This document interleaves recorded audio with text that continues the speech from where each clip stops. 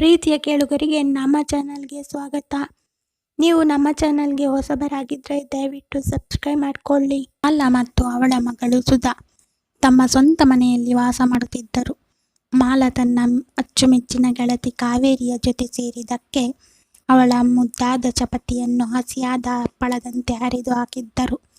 ಯಾಕೆಂದರೆ ಕಾವೇರಿ ಚಿಕ್ಕವಳಿರುವಾಗಲೇ ಗಂಡಸರ ಹತ್ತಿರ ಹೋಗಿ ಸ್ವಲ್ಪವೂ ನಾಚಿಕೆ ಪಡದೆ ಒನಕೆಯನ್ನು ತೋರಿಸಲು ಹೇಳುತ್ತಿದ್ದಳು. ಕಾವೇರಿಯು ತಾನಾಗಿಯೇ ಕೇಳುತ್ತಿದ್ದುದರಿಂದ ಅವರು ತಗುವಂತ ಕೈಗೆ ಕೊಡುತ್ತಿದ್ದರು. ಹೀಗಾಗಿ ದಿನೇ ದಿನೇ ಅದರ ಮೇಲೆ ತುಂಬ ಆಸೆಯಾಗಿ ಅದಿಲ್ಲದೆ ಜೀವನವೇ ಕಳೆದಂತಾಗಿದೆ. ಕಾವೇರಿಗೆ ಹಣವೇನು ಬೇಕಿರಲಿಲ್ಲ. ಸಿಕ್ಕ ಜಾಗಗಳಲ್ಲಿ ತನ್ನ ಅಮೂಲ್ಯ ರತ್ನದಂತಿರುವ ತಂಗಿಗೆ ಒನಕೆಯಿಂದ ಬಡಿಸಿಕೊಂಡು ಮಾಳಾಳಿಗೂ ಕೂಡ ಅದರ ಮೇಲೆ ಆಸೆ ಹುಟ್ಟಿಸಿದ್ದಳು. ಮಾಳ ಮದುವೆ ಆದ ಮೇಲೆ ಸ್ವಲ್ಪ ವರ್ಷದಲ್ಲಿ ಗಂಡ ತೀರಿಕೊಂಡ. ಅಂದಿನಿಂದ ಮಾಳಾಳಿಗೆ ತನ್ನ ಮಗಳು ಸುಧಾಳೆ ಇಡೀ ಪ್ರಪಂಚ. ಮಾಳ ನೋಡೋದಕ್ಕೆ ಮಳೆಯ ಮೋಡದಂತೆ ಕಪ್ಪಾಗಿರಬಹುದು ನಿಜ, ಆದರೆ ಬಂಡೆಕಲ್ಲಿನಂತಿರುವ ಹಿಂದಿನ ಭಾಗವನ್ನು ನೋಡಲು 2 ಕಣ್ಣುಗಳು ಸಾಲದು. ಕೆರೆಯಲ್ಲಿ ಅರಳಿದ ತಾವರೆಯ ಮೊಗ್ಗನ್ನು ಬಿಡಿಸಿದಾಗ ಯಾವ ರೀತಿ ಸುಗಂಧ ಬರುತ್ತೋ ಅದೇ ರೀತಿ ತನ್ನ ಬ್ರಹ್ಮಕಮಲದಂತೆ ಕೊಬ್ಬಿರುವ ಮೊಗ್ಗನ್ನು ಬಿಡಿಸಿದಾಗ ಅದರಲ್ಲಿ ಬರುತ್ತಿದ್ದ ಸುಗಂಧ ಬೆಳಗಿನ ತಂಗಾಳಿಗೆ ಬೆರೆತು ಇಡೀ ಊರನ್ನೇ ಸುತ್ತಿಕೊಳ್ಳುತ್ತಿತ್ತು. ಫ್ರೆಂಡ್ಸ್, ನಿಮಗೂ ಕೂಡ ಅದರ ಪರಿಮಳ ಇಷ್ಟ ಅಂತ ನನಗೆ ಚೆನ್ನಾಗಿ ಗೊತ್ತು. ಮಾಳ ತನ್ನ ಗಂಡನನ್ನು ಕಳೆದುಕೊಂಡ ನೋವಿದ್ದರೂ ಮಗಳ ಭವಿಷ್ಯಕ್ಕಾಗಿ ಆಕೆ ತನ್ನ ದುಃಖವನ್ನು ಮನಸ್ಸಿನ ಮೂಲೆಯಲ್ಲಿರಿಸಿ ಕಠಿಣ ದುಡಿಮೆಗೆ ಮುಂದಾಗಿದ್ದಳು. ಶ್ಯಾಮನನ್ನು ಕಳೆದುಕೊಂಡ ನಂತರ ಮುಂಜಾನೆಯ ಬೆಳಕು ಬೀಳುವ ಸಮಯದಲ್ಲಿ ಅವಳ ಅರಳಿರುವ ಕಮಲದ ಮೊಗ್ಗಿಗೆ ಸೂರ್ಯನಂತಹ ಬಿಸಿ ಶಾಖ ಬೀಳದೆ ಬಾಡಿದ ಕುಸುಮವಾಗುತ್ತಿತ್ತು. ಫ್ರೆಂಡ್ಸ್, ನಿಮಗೆ ಗೊತ್ತಿದೆ ಅಲ್ವಾ, ಒಂದು ಹೆಂಗಸು ತನ್ನ ಗಂಡನನ್ನು ಕಳೆದುಕೊಂಡಾಗ ಗಂಡಸರ ಹಾವಳಿ ಯಾವ ರೀತಿ ಹೆಚ್ಚಾಗುತ್ತದೆ ಅಂತ. ಹೊಲದಲ್ಲಿ ಕೆಲಸ ಮಾಡುತ್ತಿರುವ ಗಂಡಸರು ನೀರು ತೆಗೆದುಕೊಂಡು ಹೋಗುವ ನೆಪದಲ್ಲಿ ಮಾಳಾಳ ಮನೆಯ ಕಡೆ ಬಂದು ತುಂಬ ವರ್ಷಗಳಿಂದ ಪಾಳು ಬಿದ್ದಿರುವ ಬಾವಿಗೆ ಕಂಬವನ್ನು ಇಳಿಸಿ ನೀರು ತೆಗೆಯಬೇಕೆನ್ನುವ ಪ್ರಯತ್ನ ಸದಾ ಮಾಡುತ್ತಿದ್ದರು. ಮಾಳ ಹಳ್ಳಿಯ ಪ್ರತಿ ಮನೆಗೂ ಹೋಗಿ ಪಾತ್ರೆ ತೊಳೆಯುವುದು, ಬಟ್ಟೆ ಒಗೆಯುವುದು, ನೆಲ ಒರೆಸುವುದು, ಮನೆ ಸ್ವಚ್ಛ ಮಾಡುವುದು, ಹೀಗೆ ಎಲ್ಲ ರೀತಿಯ ಮನೆಗೆಲಸಗಳನ್ನು ನಗುಮುಖದಿಂದ ಮಾಡುತ್ತಿದ್ದಳು. ದುಂಡಗಿನ ಹೊಳೆಯುವ ಚಂದಿರನಂತಿರುವ ಚೆಂಡುಗಳು ಪ್ರಕೃತಿಯ ಸೌಂದರ್ಯವನ್ನು ಮೀರಿಸುವಂತಿತ್ತು. ಅವಳಿಗೆ ಯಾವಾಗಲೂ ಕೂಡ ಅದರ ಮೇಲೆಯೇ ಚಿಂತೆ. ಯಾಕೆಂದರೆ ಅದನ್ನು ನೋಡಿದವರ ಕಣ್ಣುಗಳಿಗೆ ಸಿಡಿಲು ಬಡಿದ ಹಾಗೆ ಭಾಸವಾಗುತ್ತಿತ್ತು. ಸುಡು ಬಿಸಿಲಿಗೆ ವಾತಾವರಣ ಬಿಸಿಯಾಗಿದ್ದರೂ ಕಷ್ಟಪಟ್ಟು ದುಡಿಯುವ ಗಂಡಸರ ಭುಜದಂತಿರುವ ಒನಕೆಗೆ ಅಪಾರವಾದ ಶಕ್ತಿ ದೊರಕಿ ಯುದ್ಧಕ್ಕೆ ಸಜ್ಜಾಗುವುದರಲ್ಲಿ 2 ಮಾತಿಲ್ಲ. ಆಕೆಯ ಕೈಗಳು ಕೆಲಸ ಮಾಡಿ ಮಾಡಿ ಒರಟಾಗಿದ್ದರೂ ಆಕೆಯ ಮನಸ್ಸು ಮಾತ್ರ ಮಗಳ ಮೇಲಿನ ಪ್ರೀತಿಯಿಂದ ತುಂಬಿ ಮೃದುವಾಗಿತ್ತು. ಅವಳ ಆದಾಯದಿಂದಲೇ ಸುಧಾಳ ವಿದ್ಯಾಭ್ಯಾಸ ನಡೆಯುತ್ತಿತ್ತು. ತನ್ನ ಮಗಳು ದೊಡ್ಡವಳಾಗಿ ಡಾಕ್ಟರ್ ಅಥವಾ ಇಂಜಿನಿಯರ್ ಆಗಬೇಕು. ನಾನು ಪಟ್ಟ ಕಷ್ಟ ಅವಳು ಪಡಬಾರದೆಂದು ಮಾಳ ಪ್ರತಿದಿನ ದೇವರಲ್ಲಿ ಪ್ರಾರ್ಥಿಸುತ್ತಿದ್ದಳು. ವರ್ಷಗಳು ರೆಕ್ಕೆಯಂತೆ ಹಾರಿ ಹೋದವು. ಸುಧಾ ತುಂಬ ಬುದ್ಧಿವಂತ ಹುಡುಗಿಯಾಗಿದ್ದರಿಂದ ತಾಯಿಯ ಕಷ್ಟವನ್ನು ಅರಿತಿದ್ದ ಆಕೆ ಮನಸ್ಸಿಟ್ಟು ಓದಿದಳು. ಸುತ್ತಮುತ್ತಲಿನ ಗಂಡಸರು ಅವರ ದಿನನಿತ್ಯದ ಕೆಲಸಕ್ಕೆ ರಜೆ ಹಾಕುವುದರಿಂದ ಕಬ್ಬಿಣದಂತಹ ದಂಡಗಳು ಮಾಳಾಳನ್ನು ಹುಡುಕಿಕೊಂಡು ಮನೆ ಬಾಗಿಲಿಗೆ ಬರುತ್ತಿದ್ದವು. ಅವಳಿಗೂ ಅದರ ಮೇಲೆ ಆಸೆ ಇತ್ತು ನಿಜ, ಆದರೆ ಮಗಳಿಗೋಸ್ಕರ ಅವುಗಳ ಕಡೆ ಯಾವುದೇ ರೀತಿಯ ಗಮನ ಕೊಡುತ್ತಿರಲಿಲ್ಲ. ತನಗೆ ಬೇಕೆನಿಸಿದಾಗ ಸುಧಾಳಿಗೆ ಪಲಾವ್ ಮಾಡಿಕೊಡುವ ನೆಪದಲ್ಲಿ ಸೌತೆಕಾಯಿ ತಂದು ತನ್ನಲ್ಲಿನ ಊದಿಕೊಂಡ ಚಪಾತಿಗೆ ಹಾಕಿ ಕೆಲಸ ಮುಗಿಸುತ್ತಿದ್ದಳು. ಸುಧಾಳಿಗೂ ಸಹ ಈ ವಿಷಯ ಗೊತ್ತಿತ್ತು, ಆದರೆ ಅವಳ ಕಷ್ಟ ಅರ್ಥ ಮಾಡಿಕೊಂಡು ಸುಮ್ಮನಿರುತ್ತಿದ್ದಳು. ಸುಧಾ BCom ಪದವಿ ಮುಗಿಸಿ ಒಂದು ಪ್ರತಿಷ್ಠಿತ ಖಾಸಗಿ ಕಂಪನಿಯಲ್ಲಿ ಕೆಲಸಗಿಟ್ಟಿಸಿಕೊಂಡಳು. ಆಕೆಗೆ ಸಿಕ್ಕ ಸಂಬಳವೂ ಚೆನ್ನಾಗಿತ್ತು. ತಾಯಿಯ ಬಲಿದಾನಕ್ಕೆ ಸಿಕ್ಕ ಪ್ರತಿಫಲವೇ ಆ ಸಂಬಳದ ಚೆಕ್ ಆಗಿತ್ತು. ಒಂದು ದಿನ ಸುಧಾ ಆ ಸಂಬಳದ ಮೊದಲ ಚೆಕ್ಕನ್ನು ತಂದು ತಾಯಿಯ ಕೈಗಿಟ್ಟಳು. ಮಾಳಾಳ ಕಣ್ಣುಗಳಲ್ಲಿ ಆನಂದ ಬಾಷ್ಪಗಳು ತುಂಬಿಕೊಂಡು ಮಗಳನ್ನು ಬಿಗಿದಪ್ಪಿ ಅಳುತ್ತಲೇ ನನ್ನ ದೇವರು ನನ್ನ ಪ್ರಾರ್ಥನೆ ಕೇಳಿದ ಎಂದಳು. ಅಂದು ಸಂಜೆ ಸುಧಾ ತಾಯಿಯ ಬಳಿ ಒಂದು ಷರತ್ತನ್ನು ಇಟ್ಟಳು. ಅಮ್ಮ, ಇನ್ನು ಮುಂದೆ ನೀನು ಎಲ್ಲಿಯೂ ಕೆಲಸಕ್ಕೆ ಹೋಗಬಾರದು. ನಾನು ದುಡಿಯುತ್ತಿದ್ದೇನೆ. ನೀನು ಮನೆಯಲ್ಲಿ ವಿಶ್ರಾಂತಿ ತೆಗೆದುಕೋ. ನಿನ್ನ ಈ ಕೈಗಳು ಇನ್ನು ಮುಂದೆ ಪಾತ್ರೆ ತೊಳೆದು ಬಟ್ಟೆ ಒಗೆದು ನೋಯಬಾರದು ಅಂದಾಗ ಮಾಳಾಳ ಹೃದಯ ತುಂಬಿ ಬಂದಿತ್ತು. ಕೆಲಸ ಮಾಡುವುದು ಆಕೆಯ ಅಭ್ಯಾಸವಾಗಿ ಹೋಗಿತ್ತು. ಸುಮ್ಮನೆ ಕೂರುವುದು ಅವಳಿಗೆ ಕಷ್ಟವೆನಿಸಿದರೂ ಮಗಳ ಪ್ರೀತಿಯ ಮಾತಿಗೆ ಅವಳ ಮನಸ್ಸು ಕರಗಿತು. ಸರಿ ಮಗಳೇ, ನಿನ್ನ ಇಷ್ಟದಂತೆಯೇ ಆಗಲಿ ಎಂದು ಒಪ್ಪಿಕೊಂಡಳು. ಮಾಳ ಕೆಲಸಕ್ಕೆ ಹೋಗದೆ ಮನೆಯಲ್ಲೇ ಇರುತ್ತಾಳೆ ಎನ್ನುವ ವಿಷಯ ತಿಳಿದ ಸೂರಪ್ಪ ಮಾಳಾಳ ಮನೆ ಕಡೆ ಬರಲು ಪ್ರಾರಂಭಿಸಿದ. ಮಾಳಾಳಿಗೆ ಅವನು ಯಾತಕ್ಕಾಗಿ ಬರುತ್ತಿದ್ದಾನೆ ಅಂತ ಚೆನ್ನಾಗಿ ಗೊತ್ತಿತ್ತು. ಹೀಗೆ ಕಾದು ಕಾದು ಒಂದು ದಿನ ಅವನ ಹತ್ತಿರ, ನೀನು ಪ್ರತಿದಿನ ನಮ್ಮ ಮನೆಗೆ ಬರುವುದರಿಂದ ಯಾವುದೇ ಪ್ರಯೋಜನವಿಲ್ಲ. ತಿನ್ನೋದಕ್ಕೆ ಪೂರಿ ಮಾಡಿದ್ದೇನೆ, ಬೇಕಿದ್ದರೆ ತಿಂದುಕೊಂಡು ಹೋಗು. ಆದರೆ ನನ್ನಲ್ಲಿರುವ ಉಬ್ಬಿರುವ ಪೂರಿ ನಿನಗೆಂದೂ ಸಿಗಲ್ಲ, ನಾನು ಕೊಡುವುದೂ ಇಲ್ಲ ಎಂದಳು.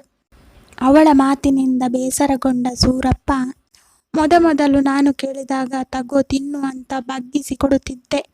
ಆದರೆ ಈಗ ಏನು ಕೊಡಲ್ಲ ಅಂತ ಹೇಳಿ ಮನೆಗೆ ಹೊರಟ. ಸದಾ ಚಟುವಟಿಕೆಯಲ್ಲಿರುತ್ತಿದ್ದ ಮಾಳಾಳಿಗೆ ಮನೆಯಲ್ಲಿ ಸುಮ್ಮನೆ ಕೂರಲು ಆಗುತ್ತಿರಲಿಲ್ಲ. ಮಗಳಿಗೆ ತಿಳಿಯದಂತೆ ಹತ್ತಿರದ ಒಂದು ಸಣ್ಣ ಕಿರಾಣಿ ಅಂಗಡಿಯಲ್ಲಿ ಬೆಳಗಿನ ಸಮಯದಲ್ಲಿ ಅಕ್ಕಿ, ಬೇಳೆ, ದಿನಸಿ ಸಾಮಾನುಗಳನ್ನು ತೂಕ ಹಾಕಿ ಕೊಡುವ ಕೆಲಸಕ್ಕೆ ಹೋಗಲು ಶುರು ಮಾಡಿದಳು. ಇದು ಅವಳ ದುಡಿಮೆಯ ಅಗತ್ಯಕ್ಕಾಗಿ ಅಲ್ಲ, ಬದಲಾಗಿ ಅವಳ ಸಕ್ರಿಯ ಬದುಕಿನ ಅಗತ್ಯಕ್ಕಾಗಿ. ಸುಧಾ 25ರ ಹರೆಯಕ್ಕೆ ಕಾಲಿಟ್ಟಳು. ವಯಸ್ಸಿಗೆ ಬಂದ ಮಗಳನ್ನು ಮನೆಯಲ್ಲಿ ಹೆಚ್ಚು ಕಾಲ ಇಟ್ಟುಕೊಳ್ಳುವುದು ಸರಿಯಲ್ಲ ಎಂದು ಮಾಳಾಳ ಮನಸ್ಸು ಹೇಳಿತು. ಹಾಗಾಗಿ ಮಗಳಿಗೆ ಮದುವೆ ಮಾಡುವ ನಿರ್ಧಾರ ಮಾಡಿ ಸೂಕ್ತ ಹುಡುಗನನ್ನು ಹುಡುಕಲು ಶುರು ಮಾಡಿದಳು. ಆದರೆ ಆಕೆ ತನ್ನ ತಾಯಿಯಂತೆಯೇ ನೋಡಲು ಸ್ವಲ್ಪ ಕಪ್ಪಗಿದ್ದಳು. ಮಾಳ ಒಬ್ಬೊಬ್ಬರೇ ಹುಡುಗರನ್ನು ನೋಡುತ್ತಾ ಹೋದಳು. ಆದರೆ ಪ್ರತಿ ಬಾರಿಯೂ ಒಂದೇ ಉತ್ತರ ಬರುತ್ತಿತ್ತು. ಹುಡುಗಿ ಚೆನ್ನಾಗಿದ್ದಾಳೆ, ಆದರೆ ಸ್ವಲ್ಪ ಕಪ್ಪಗಿದ್ದಾಳೆ. ನಮ್ಮ ಕುಟುಂಬದವರಿಗೆ ಇದು ಸರಿ ಹೋಗುವುದಿಲ್ಲ. ಈ ಮಾತುಗಳು ಮಾಳಾಳ ಕಿವಿಗೆ ಸುಡುವ ಇಟ್ಟಿಗೆಯಂತೆ ಬಡಿಯುತ್ತಿದ್ದವು. ಗುಣಕ್ಕಿಂತ ರೂಪವೇ ಮುಖ್ಯವಾಯಿತೆ ಎಂದುಕೊಂಡು ಆಕೆ ಕಣ್ಣೀರು ಹಾಕುತ್ತಿದ್ದಳು. ಹುಡುಗರನ್ನು ಹುಡುಕಿ ಹುಡುಕಿ ಆಕೆ ದಣಿದು ಹೋಗಿದ್ದಳು. ಈ ಚಿಂತೆಯಲ್ಲೇ ದಿನಗಳು ಸಾಗುತ್ತಿರುವಾಗ ಆಕೆಯ ಪರಿಚಯದವರ ಮೂಲಕ ಅನಂತ್ ಎಂಬ ಹುಡುಗನ ಪರಿಚಯವಾಯಿತು. ಅನಂತ್ ಒಬ್ಬ ಸಾಫ್ಟ್ವೇರ್ ಇಂಜಿನಿಯರ್. ಸುಧಾಳ ಒಳ್ಳೆಯತನ, ವಿದ್ಯಾಭ್ಯಾಸ ಮತ್ತು ಉದ್ಯೋಗವನ್ನು ಮೆಚ್ಚಿ ಆತ ಸುಧಾಳನ್ನು ಮದುವೆಯಾಗಲು ಒಪ್ಪಿದ. ಸುಧಾ ಕೂಡ ಅನಂತ್ನ ಸರಳ ಸ್ವಭಾವಕ್ಕೆ ಮನಸೋತಿದ್ದಳು. ಮಾಳಾಳಿಗೆ ಆಕಾಶವೇ ಕೈಗೆ ಸಿಕ್ಕಂತಾಗಿ ಮದುವೆ ನಿಶ್ಚಯ ಮಾಡಿದಳು. ಆದರೆ ಸಂತೋಷವು ಹೆಚ್ಚು ಕಾಲ ಉಳಿಯಲಿಲ್ಲ. ಮದುವೆಗೆ ಕೆಲವೇ ದಿನಗಳ ಮೊದಲು ಒಂದು ದಿನ ಸುಧಾ ಕೆಲಸಕ್ಕೆ ಹೋಗಿದ್ದಾಗ ಅನಂತ್ ಮಾಳಾಳ ಮನೆಗೆ ಬಂದು, ಅದು ನಾನು ಸುಧಾಳನ್ನು ಮದುವೆಯಾಗುವುದಿಲ್ಲ ಎಂದು ನಿರಾಳವಾಗಿ ಹೇಳಿದ. ಮಾಳಾಳಿಗೆ ತಲೆ ಮೇಲೆ ಸಿಡಿಲು ಬಡಿದಂತಾಯಿತು. ಏನಾಯ್ತಪ್ಪ, ಏಕಾಏಕಿ ಯಾಕೆ ಹೀಗೆ ಹೇಳುತ್ತಿರುವೆ? ಎಲ್ಲವೂ ಚೆನ್ನಾಗಿದೆಯಲ್ಲ, ಯಾರಾದರೂ ಏನಾದರೂ ಹೇಳಿದರೆ ಎಂದು ಗೊಂದಲದಿಂದ ಕೇಳಿದಳು. ಅದಕ್ಕವನು, ನಮ್ಮ ಮನೆಯಲ್ಲಿ ಬೇರೆ ಹುಡುಗಿಯನ್ನು ನೋಡಿದ್ದಾರೆ, ಆಕೆಯು ತುಂಬ ಸುಂದರವಾಗಿದ್ದಾಳೆ ಎಂದು ಅನಂತ್ ತಟಸ್ಥ ಧ್ವನಿಯಲ್ಲಿ ಹೇಳಿದ. ಮಾಳಾಳ ಹೃದಯ ಒಡೆದು ಹೋಗಿ, ಅನಂತ್, ದಯವಿಟ್ಟು ಹಾಗೆ ಹೇಳಬೇಡ. ಸುಧಾಳಿಗೆ ಈ ವಿಷಯ ಗೊತ್ತಾದರೆ ಕುಸಿದು ಹೋಗುತ್ತಾಳೆ. ಅವಳ ಜೀವನವೀಗ ಹೊಸ ರೂಪ ಪಡೆಯುವ ಕನಸು ಕಾಣುತ್ತಿದೆ. ಈಗ ನೀನು ಇಲ್ಲವೆಂದರೆ ನನ್ನ ಮಗಳ ಜೀವನ ನಾಶವಾಗುತ್ತದೆ ಎಂದು ಹೇಳಿ ಮಾಳ ಅಳುತ್ತಾ ಆತನ ಕಾಲಿಗೆ ಬೀಳಲು ಹೋದಳು. ಅನಂತ್ ಆಕೆಯನ್ನು ತಡೆದು, ಶಾಂತರಾಗಿ, ನಾನು ಸುಮ್ಮನೆ ಹೇಳುತ್ತಿಲ್ಲ, ಆದರೆ ನನ್ನದೊಂದು ಬೇಡಿಕೆ ಇದೆ. ನೀವು ಅದನ್ನು ಪೂರೈಸಿದರೆ ನಾನು ಸುಧಾಳನ್ನು ಮದುವೆಯಾಗುತ್ತೇನೆ ಎಂದು ಹೇಳಿದ. ಮಾಳಾಳ ದುಃಖದ ಅಳು ಶಾಂತವಾಯಿತು. ಆಕೆಯ ಕಣ್ಣುಗಳಲ್ಲಿ ಒಂದು ಹೊಸ ಭರವಸೆ ಮೂಡಿ, ಏನದು? ಏನು ಕೇಳುತ್ತೀಯೋ ಕೇಳು, ಅದನ್ನು ಕೊಡಲು ನಾನು ಸಿದ್ಧ ಎಂದು ಮಾಳ ಬೇಡಿಕೊಂಡಳು. ಅನಂತ್ ಮಾಳಾಳ ಮುಖವನ್ನು ನೋಡಿ, ನಿಮ್ಮ ಕೆಳಗಿರುವ ಕಪ್ಪು ಬಾವಿಯನ್ನು ನನಗೆ ಉಚಿತವಾಗಿ ಕೊಡಬೇಕು. ಅದು ತುಂಬ ಹಳೆಯ ವಿನ್ಯಾಸದ್ದು, ನೋಡುವುದಕ್ಕೂ ತುಂಬ ಸುಂದರವಾಗಿರುತ್ತೆ. ಅದನ್ನು ನಮ್ಮ ಮದುವೆಯ ಸಂಕೇತವೆಂದು ಪೂಜಿಸುತ್ತೇನೆ.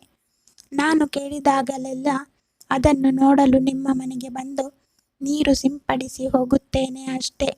ಇದಕ್ಕಿಂತ ಹೆಚ್ಚೇನು ಬೇಡ ಎಂದ. ಆ ಸುಂದರವಾದ ಬಾವಿ ಒಂದು ಕಾಲದಲ್ಲಿ ಮಾಳಾಳ ಗಂಡನ ಪಾಲಿಗೆ ಚಿನ್ನದ ವಸ್ತುವಾಗಿತ್ತು. ಶ್ಯಾಮನು ಹಗಲು ರಾತ್ರಿ ಶ್ರಮಪಟ್ಟು ತನ್ನ ಆಯುಧದಿಂದ ಕೊರೆದು ನೀರು ತೆಗೆದಿದ್ದ.